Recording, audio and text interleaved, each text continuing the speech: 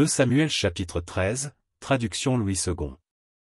Après cela, voici ce qui arriva. Absalom, fils de David, avait une sœur qui était belle et qui s'appelait Tamar, et Amnon, fils de David, l'aima.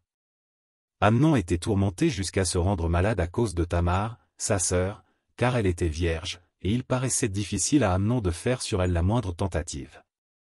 Amnon avait un ami, nommé Jonadab, fils de Skiméa, frère de David, et Jonadab était un homme très habile. Il lui dit, « Pourquoi deviens-tu, ainsi chaque matin plus maigre, toi, fils de roi? Ne veux-tu pas me le dire ?» Amnon lui répondit, « J'aime Tamar, sœur d'Absalom, mon frère. » Jonadab lui dit, « Mets-toi au lit, et fais le malade.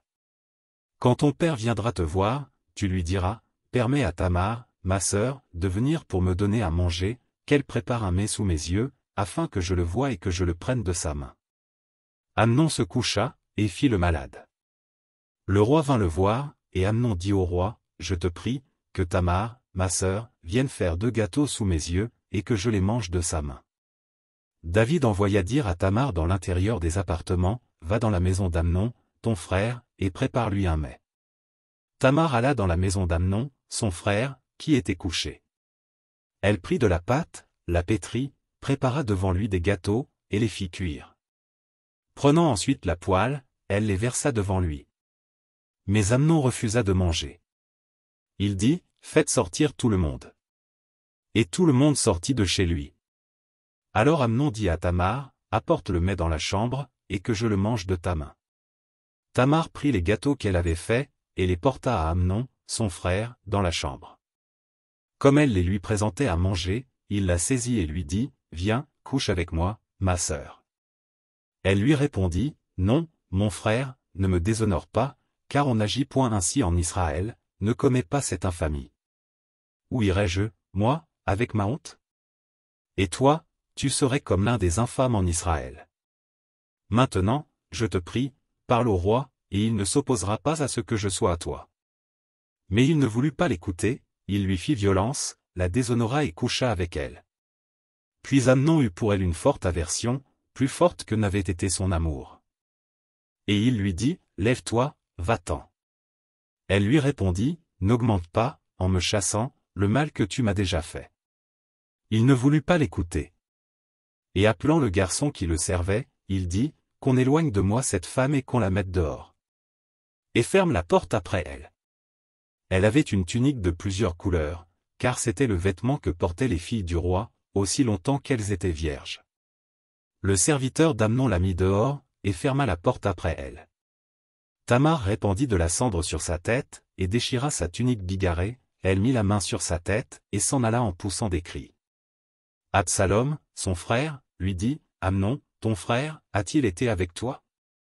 Maintenant, ma sœur, tais-toi, c'est ton frère, ne prends pas cette affaire trop à cœur. » Et Tamar, désolée, demeura dans la maison d'Absalom, son frère.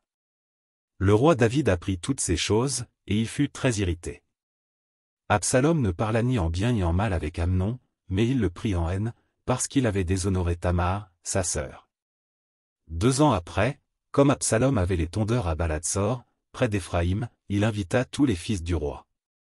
Absalom alla vers le roi, et dit, « Voici, ton serviteur a les tondeurs, que le roi et ses serviteurs viennent chez ton serviteur. » Et le roi dit à Absalom, « Non, mon fils, nous n'irons pas tous, de peur que nous ne te soyons à charge. » Absalom le pressa, mais le roi ne voulut point aller, et il le bénit. Absalom dit, « Permets du moins à Amnon, mon frère, de venir avec nous. » Le roi lui répondit, « Pourquoi irait-il chez toi? » Sur les instances d'Absalom, le roi laissa aller avec lui Amnon et tous ses fils. Absalom donna cet ordre à ses serviteurs, « Faites attention quand le cœur d'Amnon sera égayé par le vin et que je vous dirai, frappez Amnon. Alors tuez-le, ne craignez point, n'est-ce pas moi qui vous l'ordonne? Soyez fermes, et montrez du courage. » Les serviteurs d'Absalom traitèrent Amnon comme Absalom l'avait ordonné. Et tous les fils du roi se levèrent, montèrent chacun sur son mulet, et s'enfuirent. Comme ils étaient en chemin, le bruit parvint à David qu'Absalom avait tué tous les fils du roi, et qu'il n'en était pas resté un seul. Le roi se leva, déchira ses vêtements, et se coucha par terre, et tous ses serviteurs étaient là, les vêtements déchirés.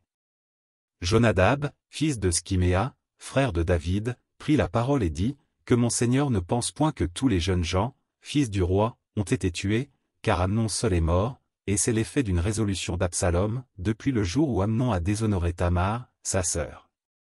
Que le roi mon Seigneur ne se tourmente donc point dans l'idée que tous les fils du roi sont morts, car Amnon seul est mort. » Absalom prit la fuite. Or le jeune homme placé en sentinelle leva les yeux et regarda. Et voici, une grande troupe venait par le chemin qui était derrière lui, du côté de la montagne. Jonadab dit au roi, « Voici les fils du roi qui arrivent. » Ainsi se confirme ce que disait ton serviteur. Comme il achevait de parler, voici, les fils du roi arrivèrent. Ils élevèrent la voix, et pleurèrent, le roi aussi et tous ses serviteurs versèrent d'abondantes larmes.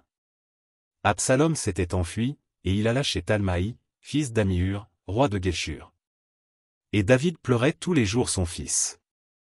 Absalom resta 3 ans à Guéshur, où il était allé, après avoir pris la fuite.